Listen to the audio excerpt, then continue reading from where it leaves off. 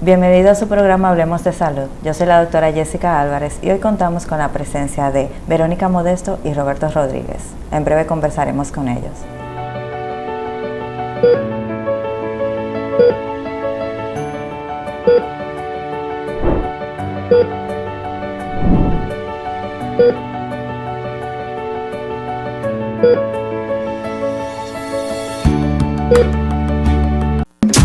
Ser dominicano se siente, se baila, se escucha. Ser dominicano se saborea, se lleva en la sangre y el corazón. Soberanía 4.0, sonando 48.000 kilómetros cuadrados de identidad, cultura y emociones. Con orgullo, aquí nuestra música es patria. Instituto Dominicano de las Telecomunicaciones Indotel, la tecnología al servicio de la gente.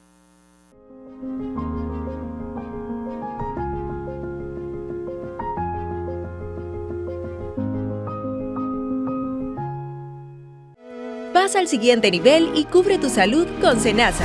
Si ya cumpliste 18 años y eres estudiante, tus padres o titular solo deben enviar cédula, constancia de estudio y acta de nacimiento al WhatsApp 809-284-5399 y así de fácil estarás reafiliado. Senasa, nuestro compromiso es tu salud.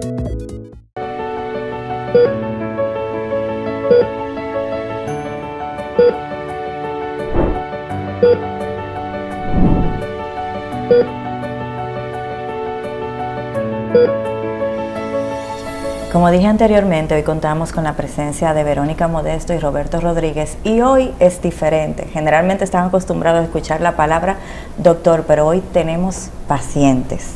Un placer tenerlos en nuestro programa.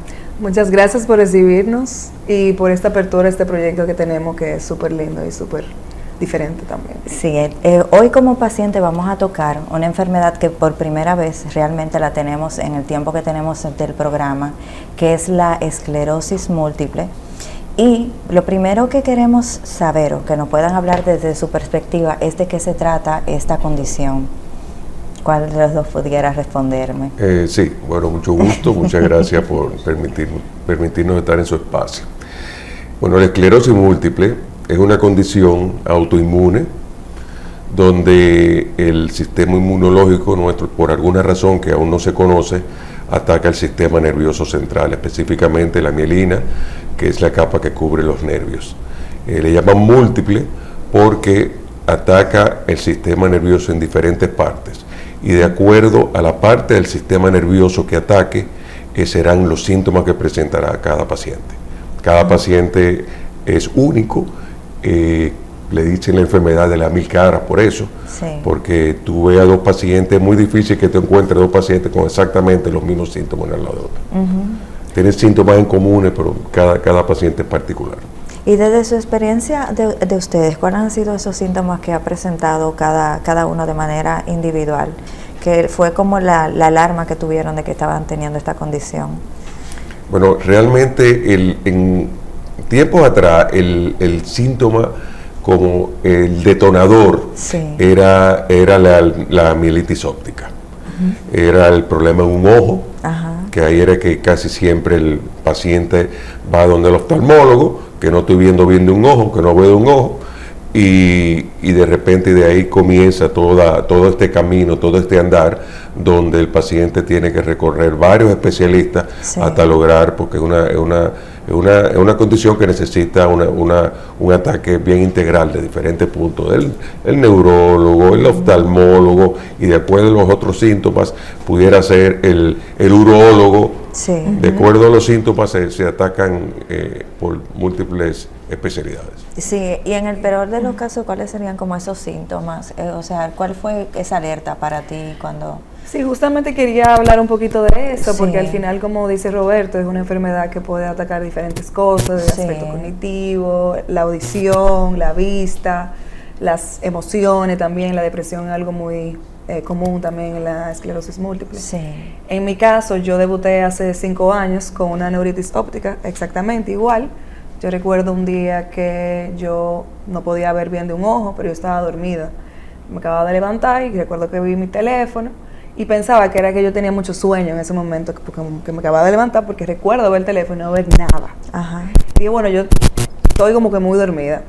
Pero cuando fue pasando el día, me estaba dando cuenta que efectivamente no estaba viendo bien de un ojo. Entonces ahí fue el oftalmólogo me refirió a una neurooftalmóloga, y ahí entonces comenzó toda esta investigación que se necesita para tú diagnosticar la esclerosis al final, que no es un diagnóstico de una sola cosa, sino de una serie de cosas.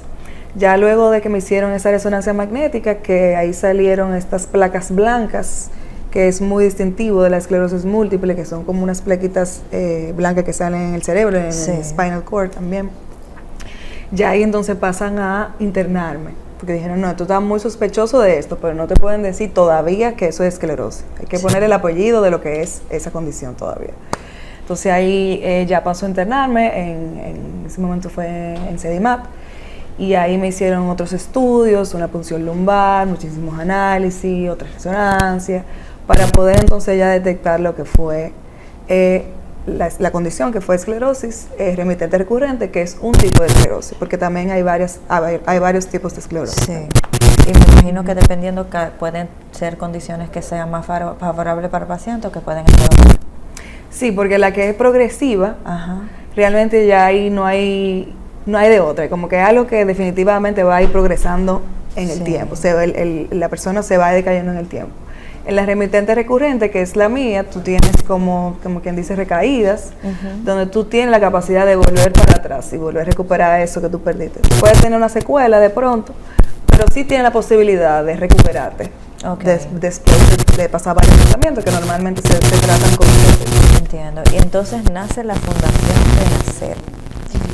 Me imagino que fue desde la propia experiencia de ustedes como pacientes buscando esa ayuda o ese compenetrarse en personas. Básicamente eso es, buscando la información. Sí. Estamos hablando de 25 o 30 años hasta nosotros ya como fundación tenemos 20 años. Tienen bastante. Vamos a cumplir el año que viene 20 años.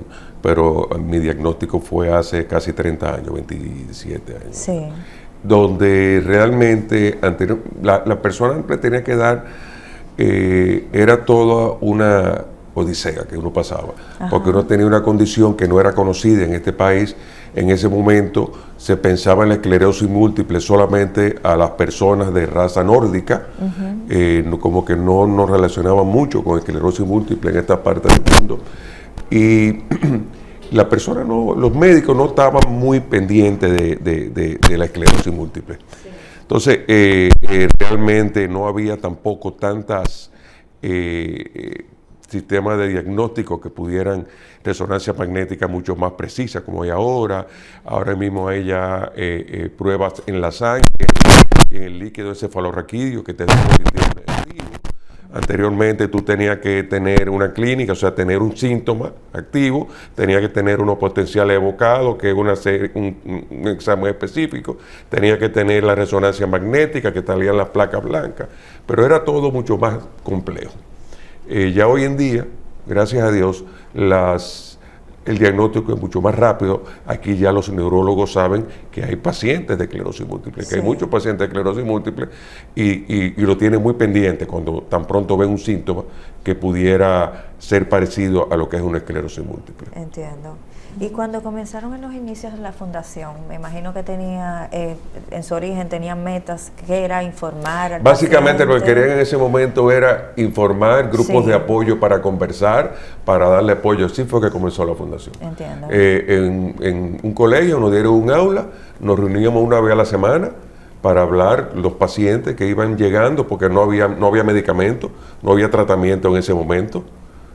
Básicamente te daban esteroides, como dijo Verónica, pero solamente en los momentos que habían brotes, que es lo que le llaman brotes, que son las recaídas. Sí. Pero no había más nada que hacer.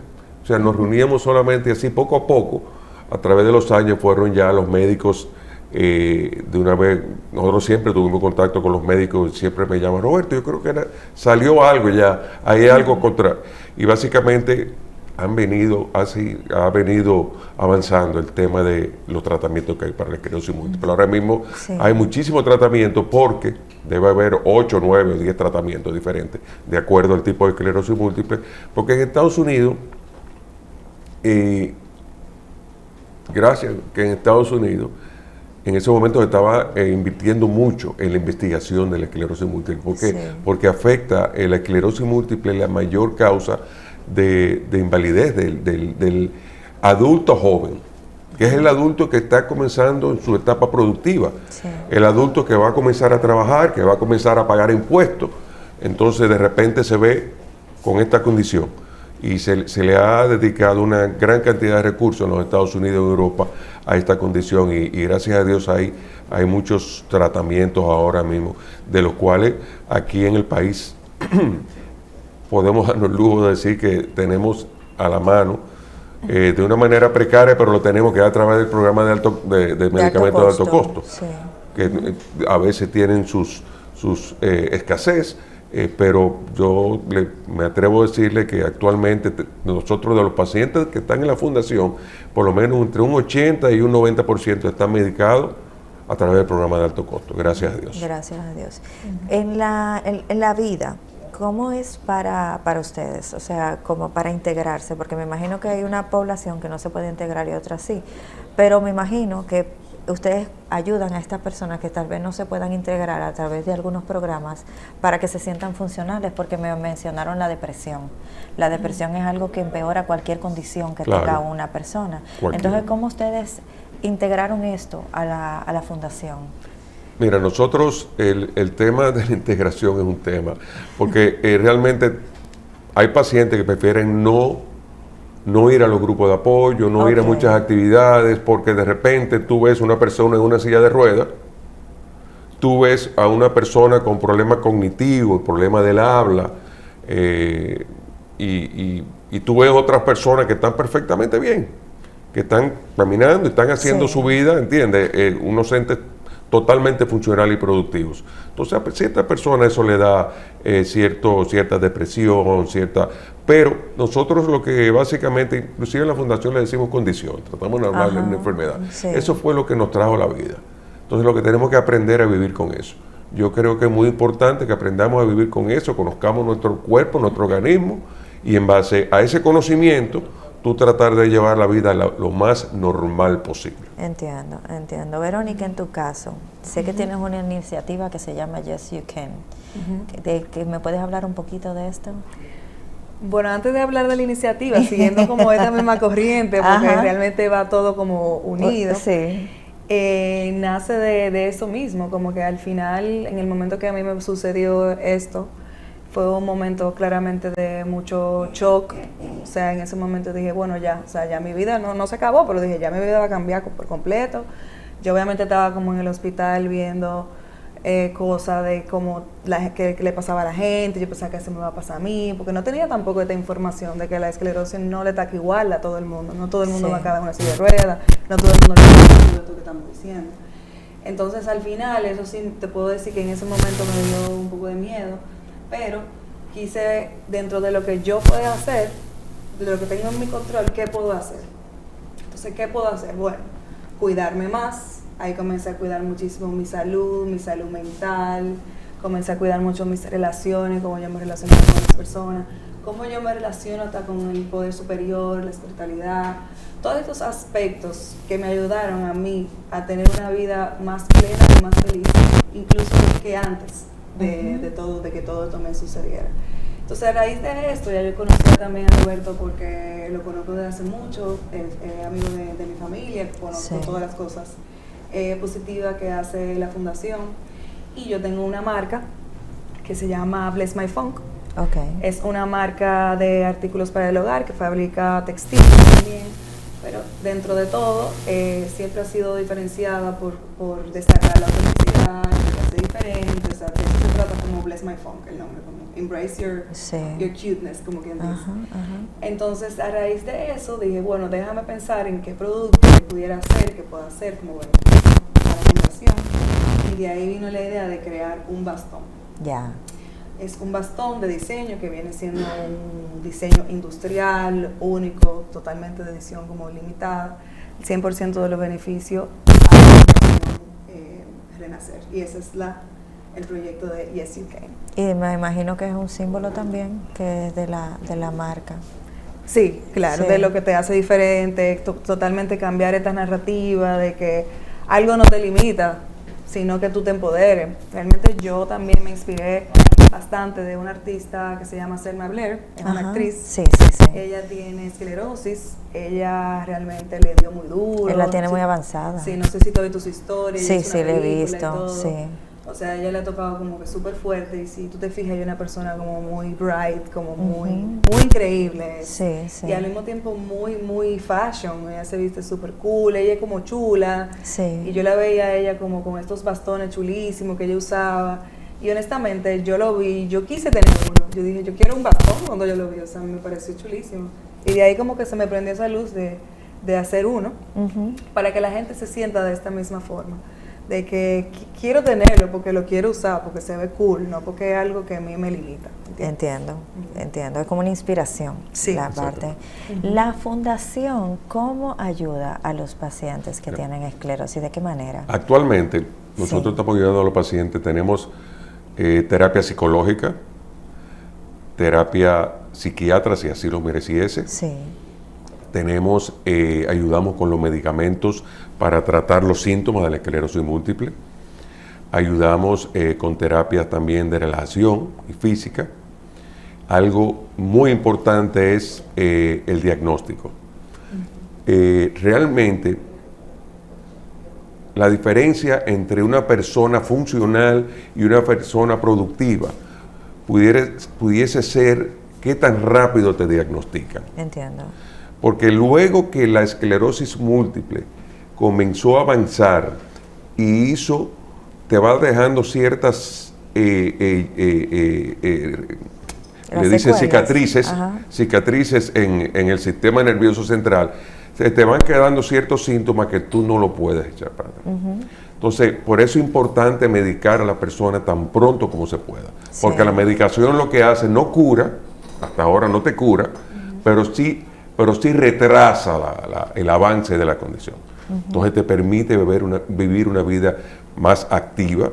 Realmente para nosotros lo ideal. Entonces tenemos que ayudar a esos pacientes a que logren un diagnóstico. Para lograr un diagnóstico tiene que hacerse resonancia magnética, tiene que hacerse, sin hablar de la consulta médica, porque la consulta médica ya eso es un hecho. Entonces tiene que hacerse punción lumbar y con ese líquido encefalorraquídeo enviarlo fuera, o de la sangre también enviarlo fuera, que ningún seguro cubre esas pruebas. Sí. Para lograr un diagnóstico. En eso nosotros hemos hecho vivimos haciendo recolección de fondos, actividades por recaudación de fondos para eso, gracias a iniciativas como la de Verónica, que nos ayudan a poder seguir diagnosticando a las personas, principalmente muchachos jóvenes, que es una pena. En otro momento esos muchachos se pasaban la vida deambulando y buscando de ayuda de aquí para allá, de allá para acá, para lograr poder hacer una resonancia, poder enviar una prueba afuera, y mientras tanto se iba desgastando y se iba empeorando en su condición, porque no lograba ni siquiera el diagnóstico. Entiendo. Entonces, Nosotros estamos haciendo mucho hincapié en eso, y también en informar a los pacientes. Para nosotros yo creo que el ejemplo de un paciente empoderado es Verónica. Verónica está muy clara, ella habló cómo se ha manejado con su condición. Eso es empoderarse de la condición. Totalmente. No dejar que la condición te abrume, sino empoderarte y aprender a manejarla. Y lograr hacer, ella como emprendurismo, todo ese emprendurismo que tiene ella dijo, bueno, vamos a hacer algo por la fundación, de manera que la fundación pueda seguir haciendo su trabajo. Normalmente, un paciente de esclerosis múltiple, al principio el susto es muy grande. Me imagino. Cuando le hablan de una condición que quizás nunca había oído hablar, le dice que es una condición incurable, degenerativa, crónica, es una sentencia fuerte. Sí. pero tan pronto ya se le pasa la información, logras medicarlo, logras entrarlo en el programa de alto costo, porque casi ningún seguro, los tratamientos son excesivamente caros. Sí. Entonces logran introducirlo a través del programa de alto costo de salud pública, del ministerio, se logra medicar, hay algunos, muy pocos, vamos a decir que un 4 o 5% de los pacientes tienen su seguro que le cubre, pero después un 95% no pueden cubrirlo. Entonces, ya luego de eso, que está estable y que tiene su condición más o menos manejada, ya se olvidan un poco de la fundación, porque realmente cada quien tiene que vivir su vida. Sí. Y nosotros entendemos eso. Y hay personas que no les gusta quedarse atada a ese qué va a ser, qué será. Entonces, nosotros respetamos mucho eso y realmente consideramos que eso, cada quien maneja la condición como lo considere. Sí. Pero desde su experiencia, si ustedes tuvieran a una persona que sospechara que pudiera tenerlo, ¿cuáles serían como esos síntomas iniciales? Aparte de lo que me mencionaron anteriormente, la ceguera, pero a veces puede ser otra cosa. Tenemos la ceguera, tenemos temblores en las manos, tenemos calambres en las manos, tenemos debilidad, debilidad en las piernas, problemas de micción, ya hablamos de la visión, problemas cognitivos. Allá están debutando muchos pacientes con problemas cognitivos, que de repente problemas en el habla. Sí. Sí. ¿Hay algún factor genético en la enfermedad o no necesariamente? No hay ninguna prueba científica que diga que tenga que, definitivamente no. Sí. No. En el caso tuyo, tú tienes la caso, pero vamos a decir casualidad. Sí, yo tengo un tío que tiene la condición. Supuestamente la genética juega una parte pequeña dentro de lo que hay. Lo otro es supuestamente como ambiental.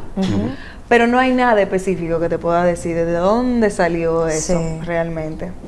A mí me gusta decir que nosotros somos los escogidos de la vida. Sí, los escogidos para marcar la diferencia. Porque la realidad es que suena un poco como soñador cósmico, pero al final sí, porque es algo que te obliga a tú querer, si tú te lo tomas obviamente de la manera, ¿sabes? Empoderada, como decía Roberto, es algo que te obliga a tú quererte tanto a ti mismo, cuidarte tanto, proteger tanto tu ambiente, protegerte tanto a ti mismo, que tú irradias ya. Sí. Entonces yo pienso que por algún sentido nos tocó a nosotros. Mira, a Roberto le tocó porque él hizo la fundación al final, está brindando eso. A mí me tocó porque estoy aquí compartiendo este testimonio. O sea, yo siento que todo tiene una razón. Pero me imagino que para ti el diagnóstico fue menos complicado que para Roberto, que en sus inicios anduvo mucho. ¿En qué tiempo te dieron un diagnóstico? En una semana. O sea, en una semana ya tú sabías. Yo tuve 4 años, 3 años y pico, casi 4 años. O sea que en los pasitos de la fundación se están viendo resultados en el diagnóstico totalmente. Y en la evolución del tiempo también, de la de medicina. Y ahí, sí, realmente, mire, yo tengo a la compañera mía con quien comenzamos este camino de renacer, de la fundación, se llama Rosemary Cruz. Ella siempre me lo decía, y realmente hay muchas veces que uno quiere como soltar la toalla, como dice, nos dan ganas de tirar la toalla. Y exactamente en esos momentos llegan cosas. Por ejemplo, llega Verónica, cuando en un momento específico estamos diciendo, bueno, no hay dinero, ahora mismo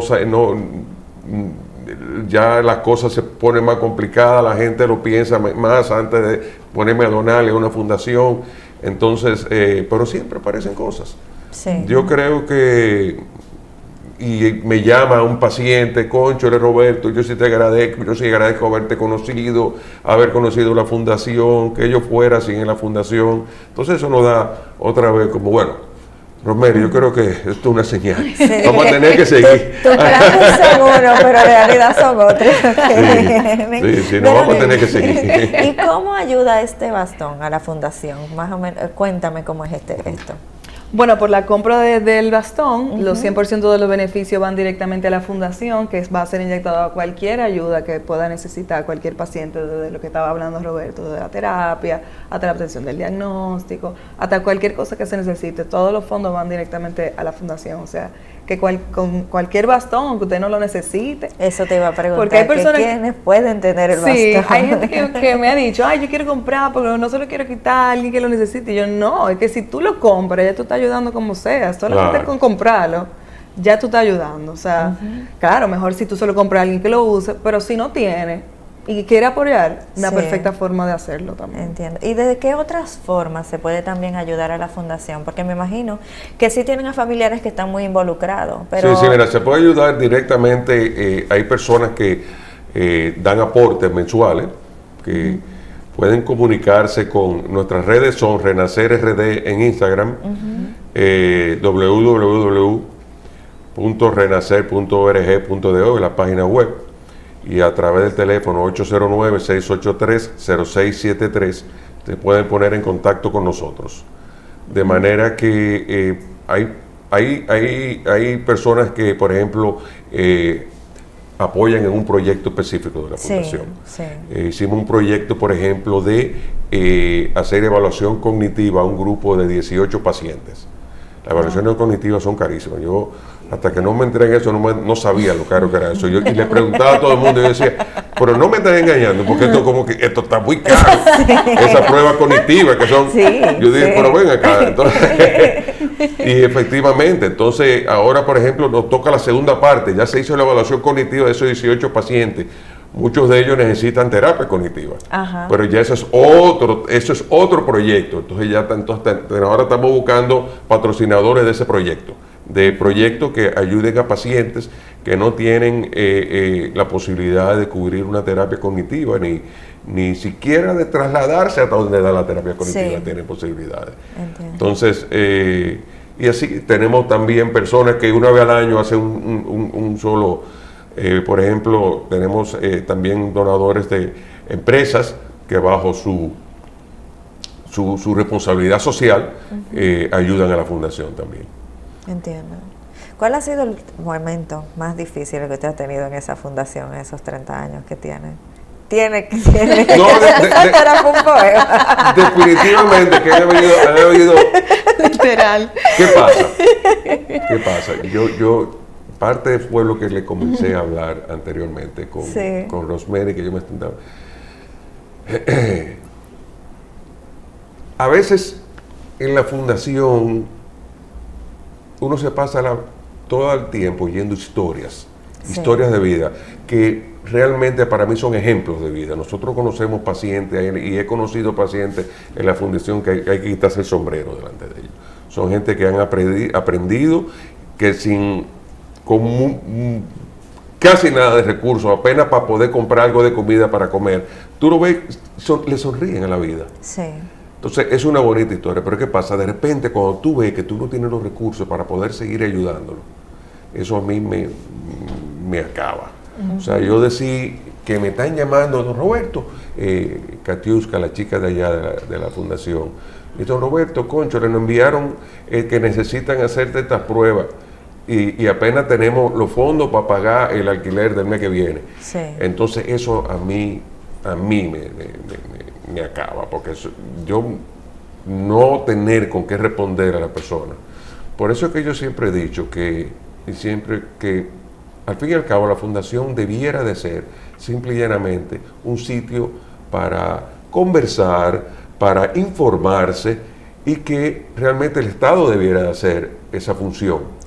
La función de ayudar a esos pacientes que por una razón u otra no tienen las posibilidades para afrontar lo que es una condición como esta. Entonces, básicamente, eso es parte de lo que estamos trabajando también en políticas públicas. Entiendo. De manera que el Renacer sea solamente un centro para reunirnos y conversar y reírnos, aprender también de los últimos avances que hay en la condición, pero que no pase de ahí.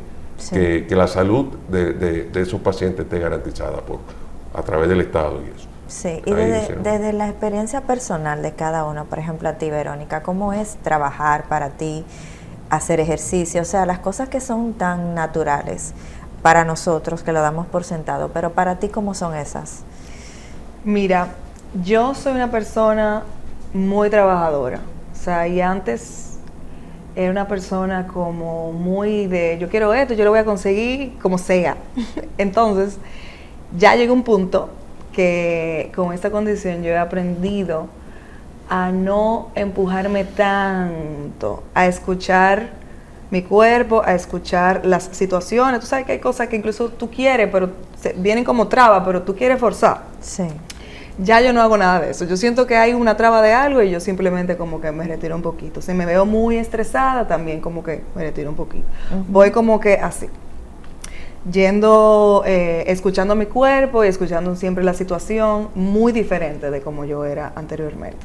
Especialmente porque las 2 recaídas que yo he tenido con esta condición ha sido bajo mucho estrés. Sí. Entonces el estrés es un enemigo grandísimo de la salud.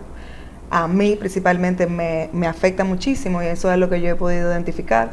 Entonces ya yo sé que cuando algo me genera mucho estrés yo no lo puedo hacer. Pero ya después de todo lo otro yo tengo una vida súper normal, hago ejercicio porque también hay que hacer ejercicio, hay que moverse. La movilidad es algo súper importante. Eso fue otra cosa que también aprendí gracias a la esclerosis. Antes el ejercicio era que si yo estoy gorda, que si estoy flaca, que si estoy linda. Ahora yo no pienso en eso. O sea, yo hago ejercicio a veces para la mente solamente. Que caminar, no estoy sacando ningún músculo con la caminata que estoy haciendo en el mirador. Pero para mí es súper importante mi caminata en el mirador todos los días. Yo voy al mirador todos los días. También me gusta hacer yoga. Eso es algo también nuevo para mí, que lo he aprendido hace unos años atrás. Y nada, básicamente mi vida es súper normal y yo siempre y cuando yo siempre me escuche a mí misma y me mantenga como en mi carril. Cada vez que tengo una recaída me doy cuenta que porque no estoy haciendo la cosa bien.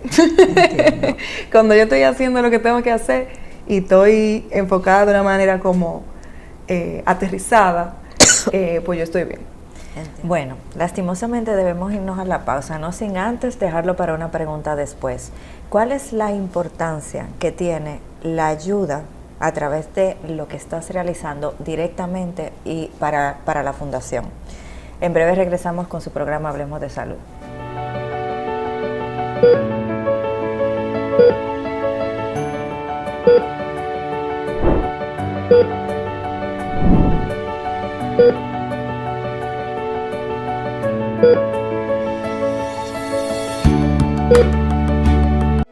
Pasa al siguiente nivel y cubre tu salud con Senasa. Si ya cumpliste 18 años y eres estudiante, tus padres o titular solo deben enviar cédula, constancia de estudio y acta de nacimiento al WhatsApp 809-284-5399 y así de fácil estarás reafiliado. Senasa, nuestro compromiso es tu salud.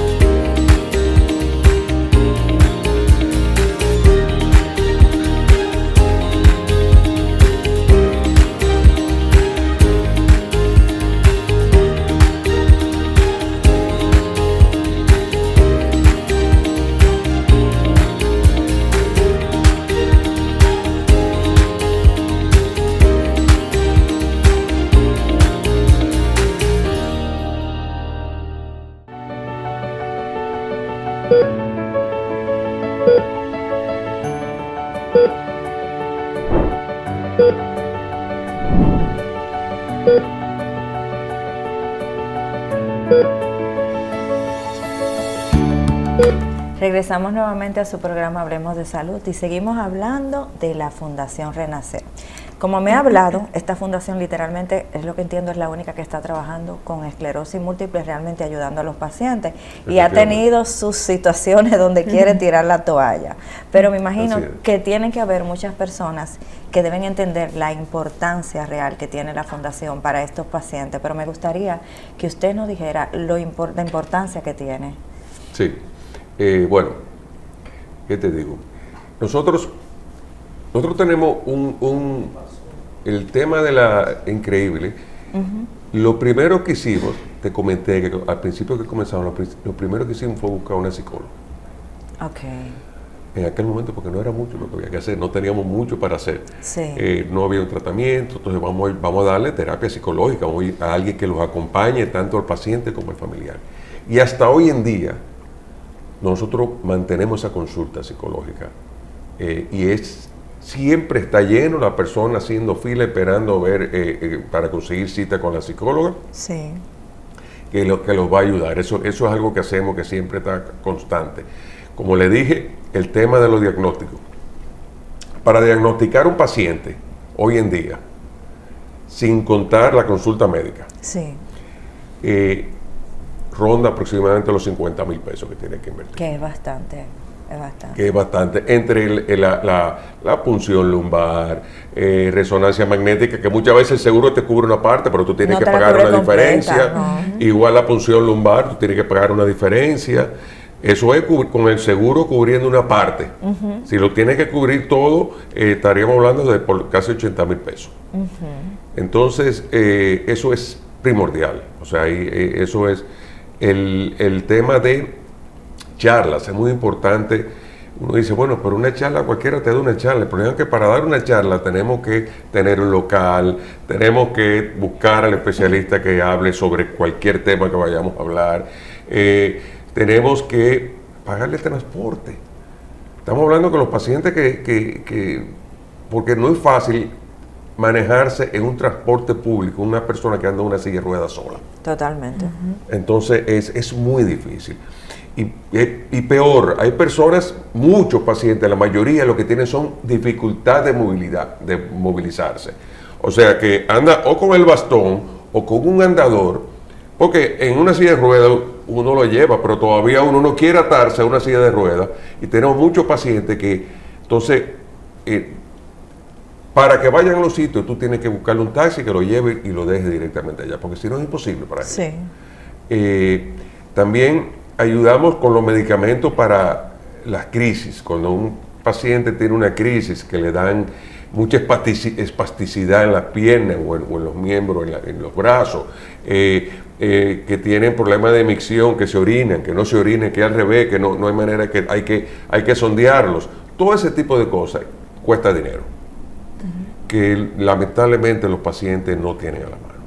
Los seguros, hay que reconocer que los seguros cubren. Algunos no tienen ni seguro, pero ahora sí, gran parte de los pacientes, pero cubre una parte solamente. Entonces se quedan sin hacerse nada de eso o sin comprar medicamentos porque no tienen con qué pagar. Sí. Entonces ahí también ahí ayudamos nosotros los pacientes. El tema la consulta con el doctor, el que no tenga ningún seguro y llega ya diciendo, yo creo que tengo esclerosis múltiple. Nosotros tenemos un grupo de doctores que siempre nos han apoyado y nosotros sabemos, entonces lo enviamos donde esos doctores para que él pueda. Ya todo eso es una movilización, quizás internarlo para ponerle los esteroides.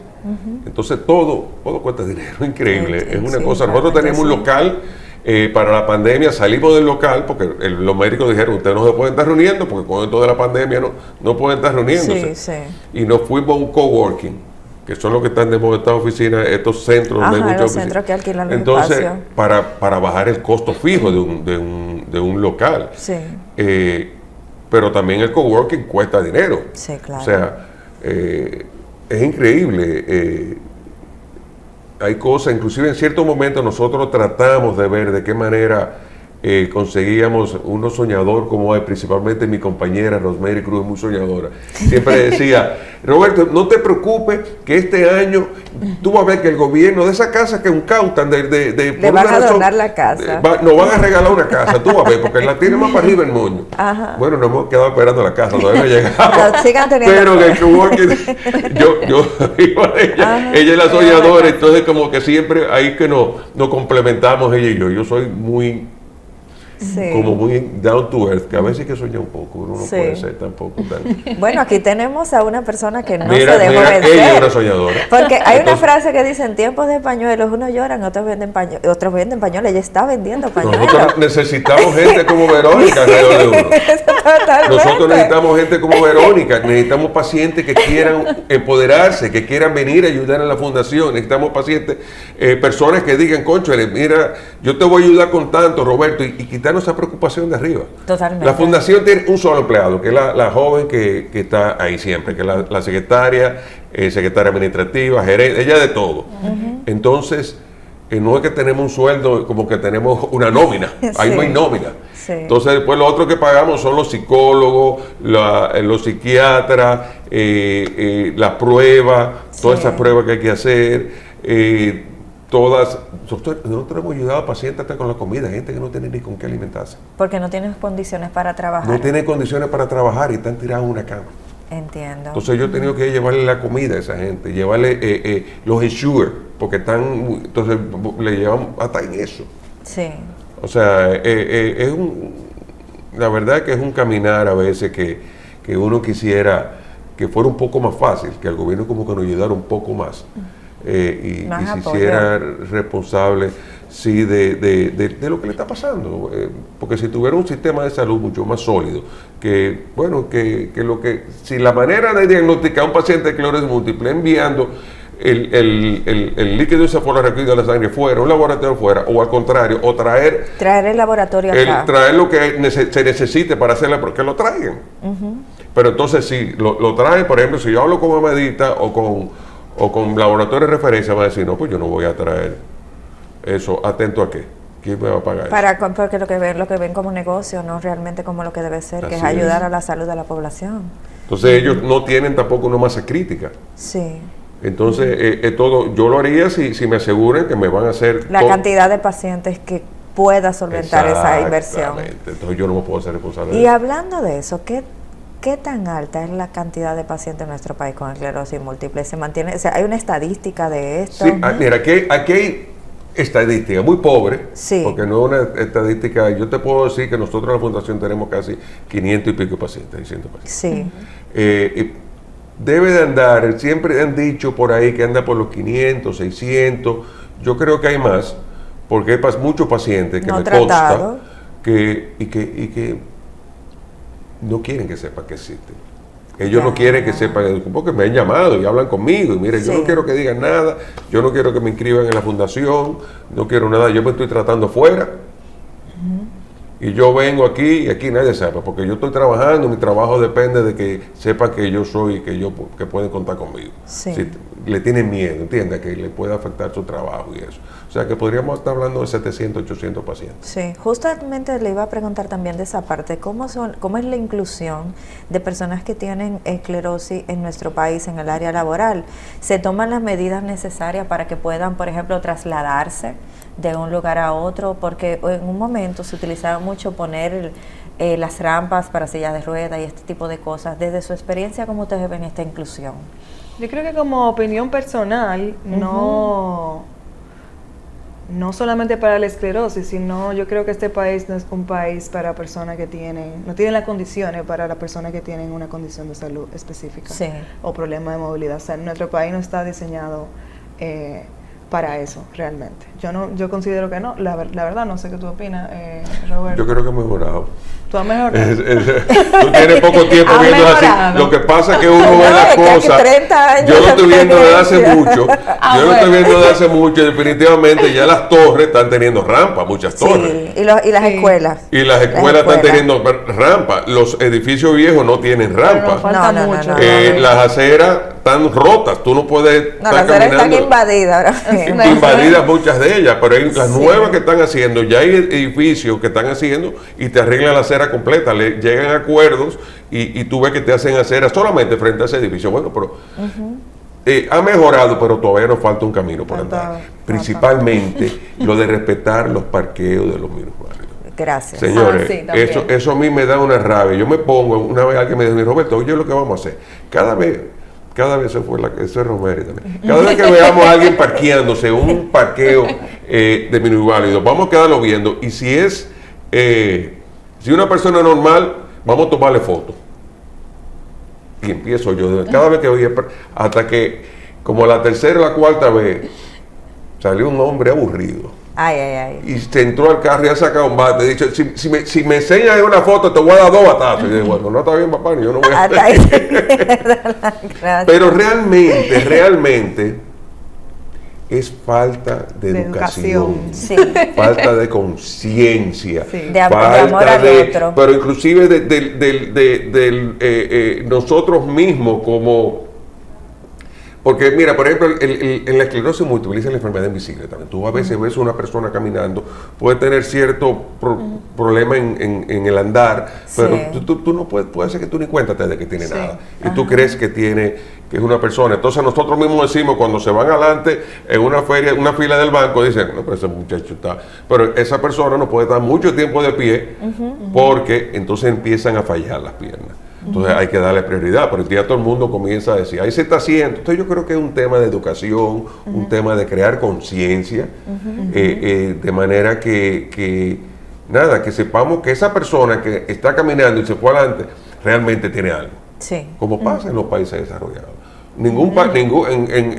Tú te vas a Estados Unidos, Europa, tú ves los pacientes y tienen prioridades en todas. Porque están reconocidos. Están identificados también. Y hay un respeto de que no se hace por falta de educación. Sí, pero nos falta camino por recorrer. Sí, pero yo creo que ha mejorado.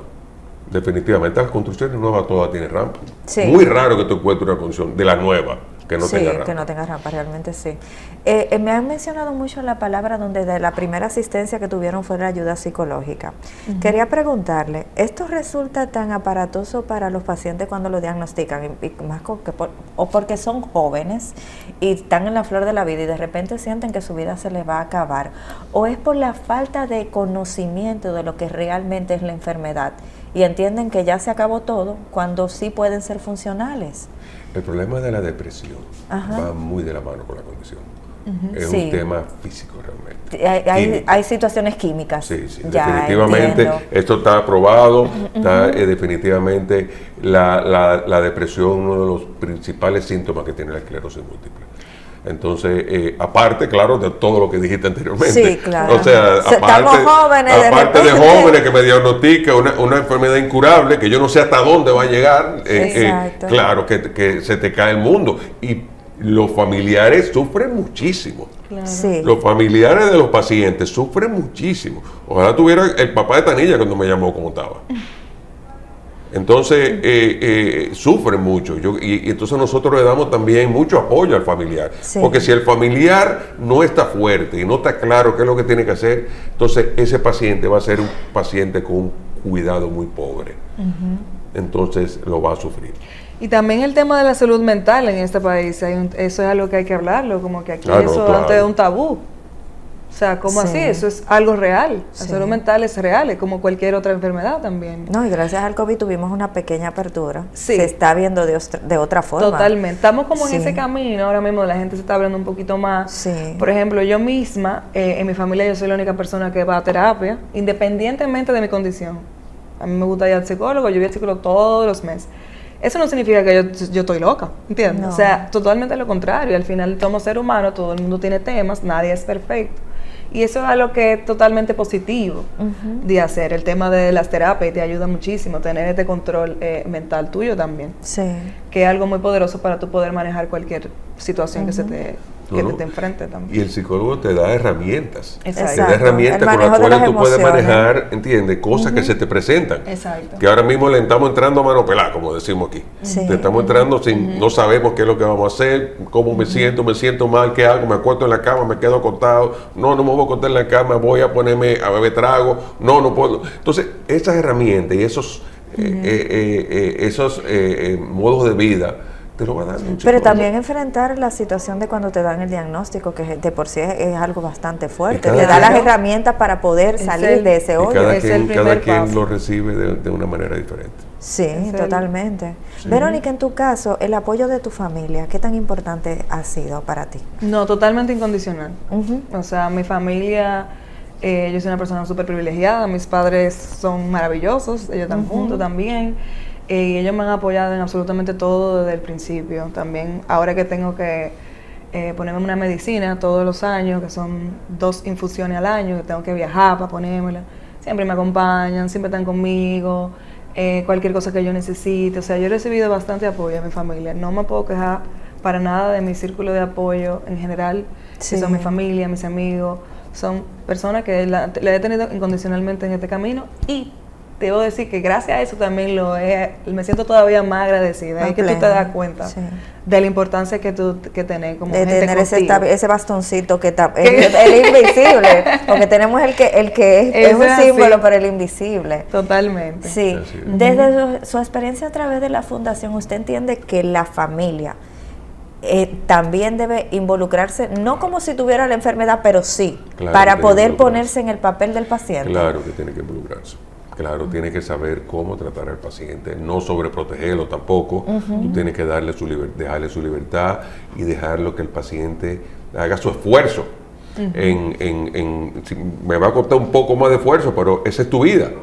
O sea, tú tienes que aprender, está bien, ahora mismo tú tienes tu familia, y si no está aquí tu familia, ¿qué va a hacer de ti? Que tú puedas ser independiente, eso es muy importante. Entonces, claro, la familia tiene que estar y darte el apoyo cuando tú lo necesites, que estén ahí y que no son cosas tuyas, porque como son tantos síntomas, a veces la familia de una vez empieza a decirle, mira, tú te estás inventando la cosa ya. Porque es que tanta cosa, hoy le duele la cabeza, mañana dice que le tiembla un pie, ahorita que esto y lo otro, siempre tiene algo nuevo. Entonces, no, tienes que prestar atención, tú tienes que prestar atención a ese paciente. Y la estabilidad emocional ayuda muchísimo a tú saber leer tu cuerpo y saber empoderarte del mismo. Me han mencionado que a veces los pacientes tienen crisis. Cuando hablan de esta crisis, ¿a qué más o menos se refieren? ¿Qué le sucede al paciente? Mira, voy a hablar también de mi experiencia también personal. Sí. Yo debuté con la neuritis óptica, que eso fue una crisis, ya que yo no podía ver. Una crisis viene siendo ese síntoma nuevo que tú tienes. Si tú tienes un síntoma nuevo que dura más de 24 horas, ya eso se considera una crisis, que tiene que tratarlo. Sí. Gracias a Dios, después de mi primera crisis, yo estuve medicada por 4 años más y no tuve... Claro, me decía, todos los chequeos al año, tenemos que hacernos resonancia magnética todos los años para ver cómo sigue progresando o si no está progresando. Y la mía siempre decía lo mismo, sin ninguna diferencia al anterior, como que seguía todo estable. Sí. Pero este año yo sí tuve una crisis nueva, que me apareció una nueva lesión. Esto pasó en marzo de este año, que me coincidió con mis estudios. Eso ni siquiera, yo ni siquiera tenía un síntoma tan fuerte para considerarlo una crisis. Recuerdo que a mí me dolía toda esta parte del cuerpo y yo no podía mover el cuello. Yo pensaba que era tortícolis que yo tenía, porque como te mencioné, yo estaba muy estresada, tenía un proyecto. Entonces yo decía, bueno, estoy muy estresada, me duele la cabeza, pero yo ni yo misma, que ya tengo toda esta escuela que te estaba comentando, lo estaba asociando tanto con eso. A pesar de que yo estaba así, que yo no podía moverme. Entonces me coincidió con las pruebas que tenía que hacerme y ahí me salió entonces esa lesión, que era una lesión bastante grande. En este caso era como del tamaño como de una bichuela casi, esa lesión. Me asusté bastante grande cuando la vi. Entonces nada, ya en ese momento que tuve eso, más los síntomas, dijeron no, tenemos que internarte. Entonces ahí tuve que internarme de nuevo, volvieron a hacerme estudio otra vez, me tuve que cambiar el medicamento, porque ya eso significa también que el medicamento que tú tienes no te está cubriendo ya. Si ya tú tienes un medicamento y tú tienes una recaída, es muy probable que tú lo tengas que cambiar. Ya. Entonces en ese momento ya yo tuve que cambiar a otro medicamento, que son 2 infusiones que me tengo que poner al año. Se llama Ocrevus. Y nada, básicamente eso sí. Sí. En su experiencia en la fundación, ¿qué tanto ayuda al paciente ese diagnóstico a tiempo, tratamiento a tiempo en la calidad de vida a través del tiempo? Es una diferencia de 180 grados. 180, o sea, es totalmente diferente, o sea, es increíble, ¿no? Hay tratamientos muy buenos que realmente el daño hecho no hay quien lo corrija, lamentablemente. Si tú, a medida que tú vas dejando que te den recaída de una detrás de otro y no te medicas, por eso es la importancia de nosotros tratar de conseguir, mira, cada vez que nos llega un paciente nuevo que deposita sus papeles en el programa del Tocoto, luego que consiguió ya, porque hay veces que consigues el diagnóstico, pero entonces viene el tema de alto costo, que sí está cubriendo muchísimos pacientes, pero no es una cosa automática, no es que empiece inmediatamente, quizá en este momento no tenemos medicamentos, quizá tú tienes que esperar hasta el año que viene, todo este tiempo sin medicarse, o sea, es todo Pero definitivamente que es un cambio entre una persona funcional y una persona prácticamente postrada o totalmente que no puede trabajar ni nada. Entiendo. Entonces es algo que, una diferencia del cielo a la tierra. Entiendo. Es muy importante el tema de la medicación, es muy importante el tema del empoderamiento, es muy importante el tema de actitud positiva. Por eso es que es importante tener ese diagnóstico. Hasta que tú no tienes ese diagnóstico, tú no sabes cómo enfrentarlo. Entiendo. Bueno, Roberto y Verónica, lastimosamente se nos ha acabado el tiempo, pero tenemos la pantalla para 2 informaciones. Una, ¿cómo podemos ayudar a la fundación a repetirlo nuevamente? Y 2, ¿cómo podemos conseguir el bastón? Cualquiera. Sí. Bueno, el bastón que vamos a lucirle un poquito, que es un bastón bastante diferente y bastante precioso.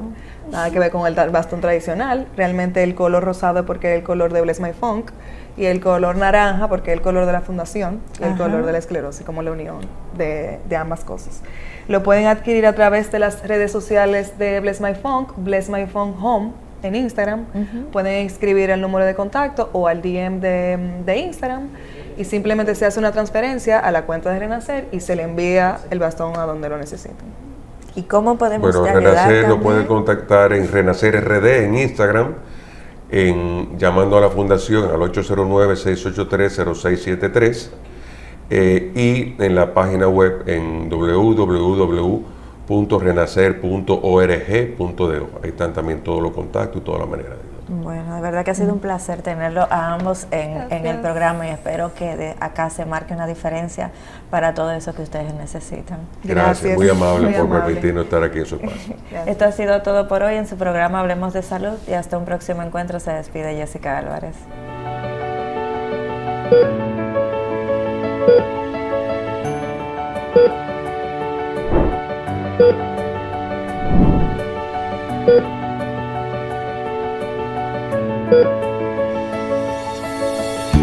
Thank you.